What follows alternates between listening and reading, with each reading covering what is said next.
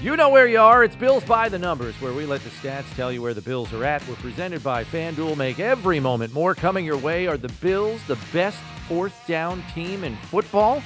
The numbers say they are. And what kind of edge does that give Buffalo?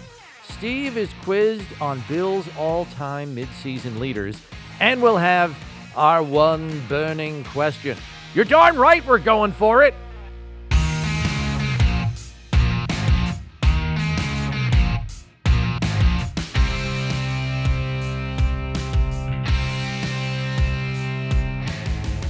There's no punting here. Welcome to Bills by the Numbers. Bills Wall of Famer Steve Tasker, Bills insider Chris Brown with you. And here at the midway point of the season, there's an interesting development unfolding concerning Buffalo and the decision down this year.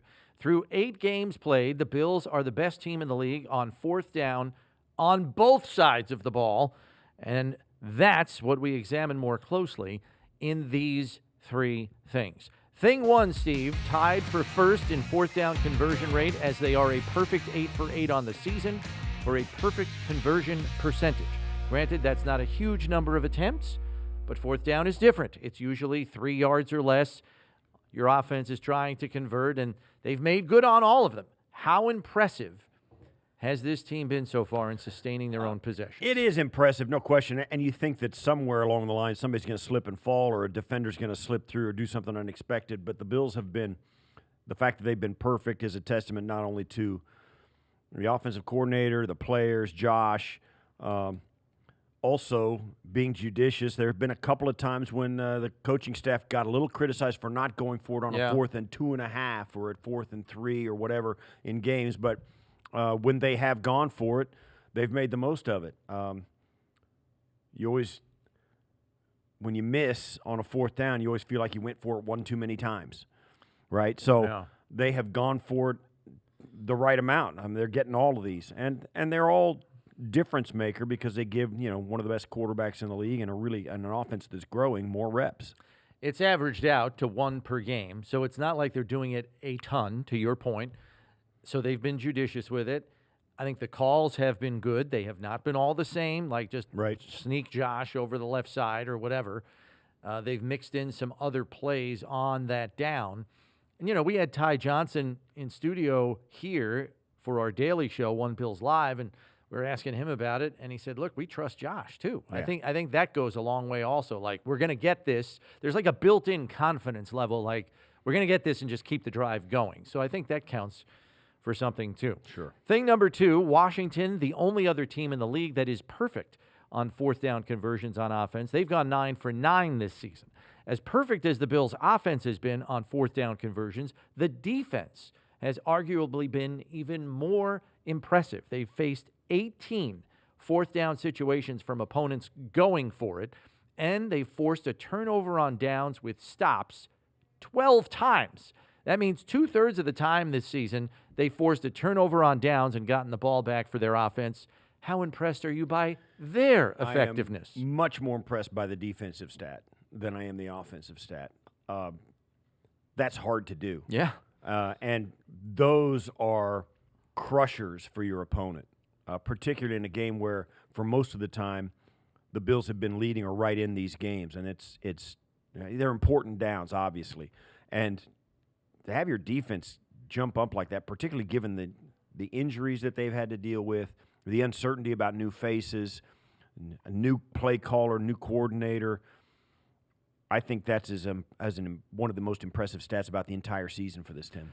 Yeah, and they've gotten in all parts of the field. I mean, remember a couple of weeks ago, Tennessee's struggling to climb back into the game. They go for it on their own half of the field. Bills get a stop. They knife in, get a tackle for loss.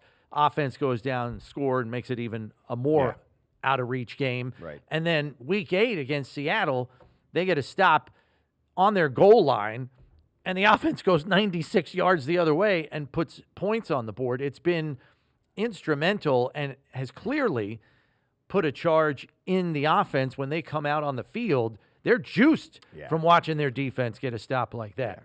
Thing number 3, taking their defensive efficiency a step further, we know the Bills have been a top 10 red zone defense all season in terms of preventing touchdowns. They currently rank 6th in that category. But on 28 red zone possessions, They have turned away opponents with nothing 8 times, meaning Bills opponents have come away with points, touchdown or a field goal, on a red zone possession just 71.4% of the time. It is a league low. And I know people say turnovers are the biggest swinger of a score in a game, but I would argue if you have a defense that can do this, it might have even more impact. I mean, what do you think about that? Yes. I mean, you go back to Arizona, they win by 6. The 2 losses, of course, Baltimore and Houston, that gives you a chance in those games. You win by 3 in New York. In those tight games, it's unbelievably important. And the defense, I think, has been, while we've seen some spectacular stuff and we started to fall in love with some of these new players that have done it, turning them away with nothing is, I mean, that's, when you say it in a big picture like the Bills, it's an embarrassment for those teams that they play. You got to come away with something. That's why you lose games right there. That is the reason why an opponent will feel like, hey, we lost that game. They didn't beat us. We lost it. Not so much when you've got a team that does it consistently throughout 8 games like the Bills' defense has done. It's not them. It's you. And I think that says something about where this defense could head. I mean, perfect example. Last week in Seattle, Allen throws his first interception of the season. Josh Jobe returns it, is tackled inside the Bills' 10-yard line at the 7. Here's a turnover that's going to impact the score of the game, you think. 4 plays, 0 yards, turnover on downs. Lowest score percentage allowed in the league. I mean, that is a pivotal stat. Everybody talks about red zone touchdown percentage defense. They get in the red zone, you have the least likelihood of scoring on the Bills in the entire league. They have been really good down there. And I'll say this, too. It's everybody. It's the front, because when teams get down there, the one thing they want to do is run the ball. When you can run the ball, you really feel like you put a lot of pressure on the defense. They haven't been able to run it, and they certainly haven't been able to throw it.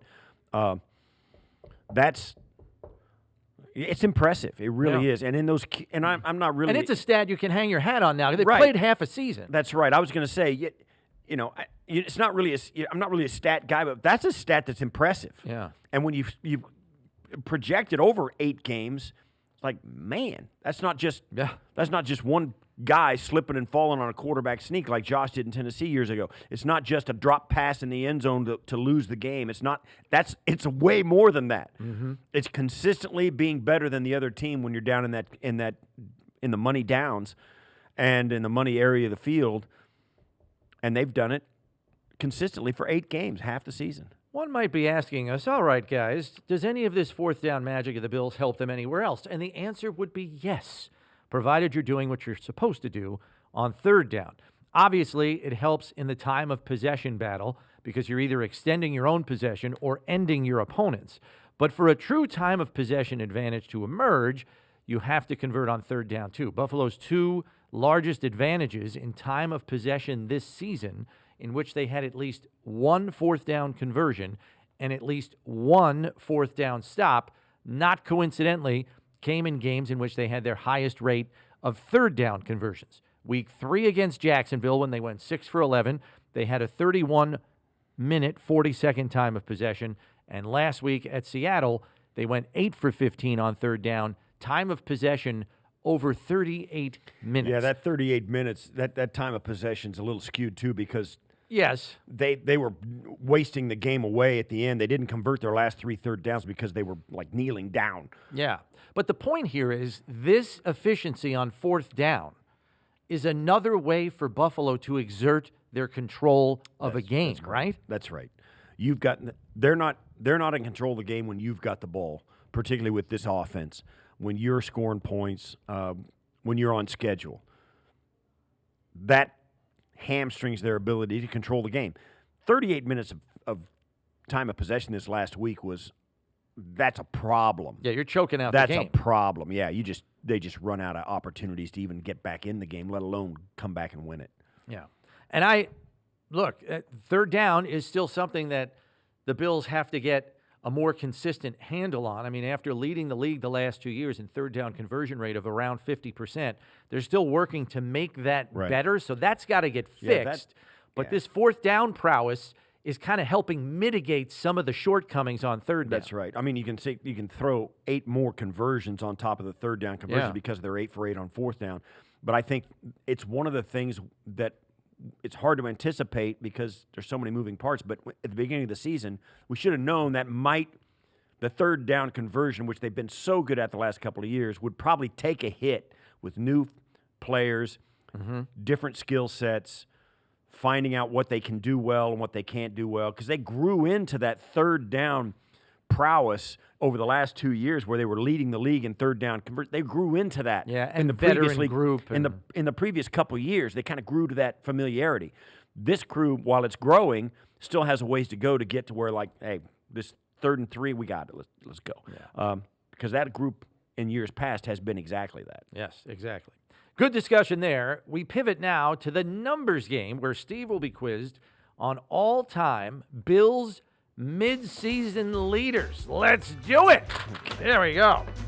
This week's numbers game features midseason franchise leaders in a number of different categories since the merger. Okay, so we're going back to 1970. So question number 1. Since I'm the only guy that was born since before. Well, our entire crew. I think that is correct, even for me. Since 1970, what Bills quarterback in the first 8 games of the season has the highest passer rating for the club? Jim. You are correct, sir. Well done. Jim Kelly in 1991, through 8 games, had a passer rating of 111.8. Yeah, you go back to 90, 91, 92. There's some junk in that. There's some fat numbers in that. Interestingly enough, Josh was second. Yeah, I was with his passer rating this I know. year. I almost said Josh, and then I thought, no, I can't. 107.9. Yeah, he was Josh also is crushing it. He was also third with the first half of his 2022 season. That's right. Yeah. Question number 2. Since 1970, what player logged the most receiving yards in the first 8 games of a season for the Bills? Eric Moulds.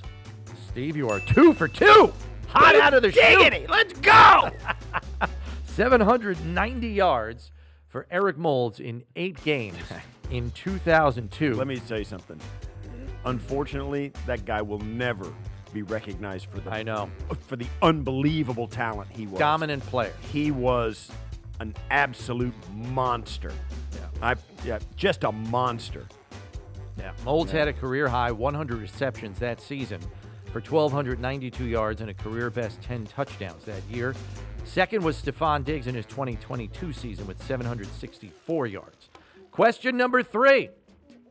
Since 1970, what player had the most total touchdowns in the first 8 games of a season for the Bills? Thurman. Oh, it is not Thurman. Juice. O.J. Simpson in 1975 with 11 touchdowns. I knew it was one of the 2 of those jokers. Yeah. Believe it or not, tied for second with 10 touchdowns, Joe Cribbs in 1980, Travis Henry in 2002. How about that? Drought baby. That's right. Wow. There you go. All right, Steve, chance to go 3 for 4 here in the numbers game on first guesses. Let's go. Since 1970, what player had the most interceptions in the first 8 games of a season for the Bills? Wow. George Sames. It is not George Sames. Since 1970. I will give you a redo. Oh, that's Sames is AFL days. We're going since 1970. Right. So I get I'll wipe the slate clean. I will say Poyer. It is not Poyer. Man, we flipped it to defense, and now Steve's struggling. Henry Jones. That's a good guess. He's second with 6. Also tied with Tony Green in 1974. They both had 6 through the first 8 games. This player had 1 more. Oh, it's the safety. Bird was Jarris Bird, Steve. Well done. In 2009. That was not bad. 7 interceptions. Steve with a strong performance. That was not bad. That might have been my numbers top game. That is one of your better performances. Yes. No question about it. Bills fans, get in on the action with FanDuel, America's #1 sportsbook. Just download the app today to play any way you want. Plus, with live betting, you'll get updated odds on games that have already started. Best of all, you get paid your winnings fast. Make every moment more with FanDuel, official sportsbook partner of the Buffalo Bills. We turn now to our one burning question. Currently, Khalil Shakir leads the Bills in receiving yards with 421 after 8 games, and he's only played in 7 of them. Assuming the primary players stay healthy, will Shakir finish as the receiving yardage leader, or will he be overtaken by Keon Coleman? Great question. Who is right behind him. Yeah, he's got like 25 yards late. Keon's got like just under 400, and Shakir's got 424, you said, or something, 421. And Keon's got significantly fewer receptions. So you're going to ask. I thought Shakir was going to lead the team. I think he'll lead the team in receptions. Yeah. Yards, though? Yeah, we're talking receiving yards. Man, it's hard to bet against Keon right now, even though, he's I think Keon could catch him in yards. I think he could catch him. He has been fantastic after the catch, as Khalil has been. Famously, Khalil had 89 of his 107 last week after the catch. Yeah, I think Keon could catch him. As this thing gets rolling, it's going to evolve a little bit, and I don't think there's any question Keon's starting to grow, and he's staying right there with him even now. Despite a slow start when he wasn't doing much early. That's right. In the year. Slow start, strong finish could be what does it for him. Yeah, this is a quantity versus quality discussion here, or maybe that's not the right way to say it.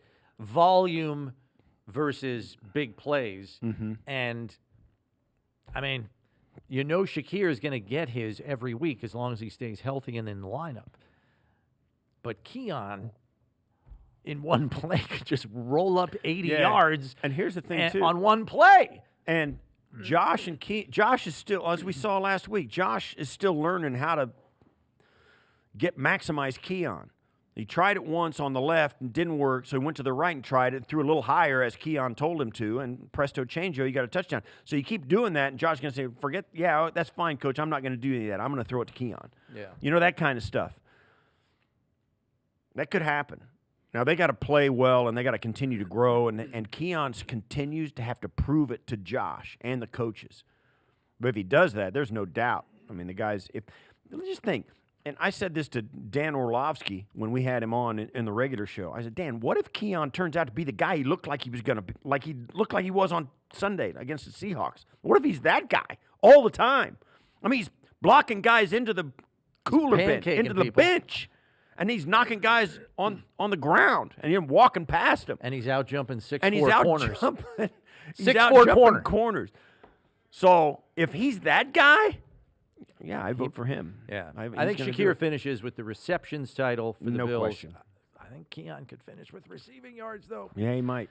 Our closing figure deals with the Bills' rematch with the Dolphins. As we told you on this episode, the Bills are the best team in the league on fourth down on both sides of the ball. The Dolphins, not so much. On defense, they're a respectable 9th in the league in getting a turnover on downs 50% of the time, as they've got 2 fourth down stops on 4 opportunities this season.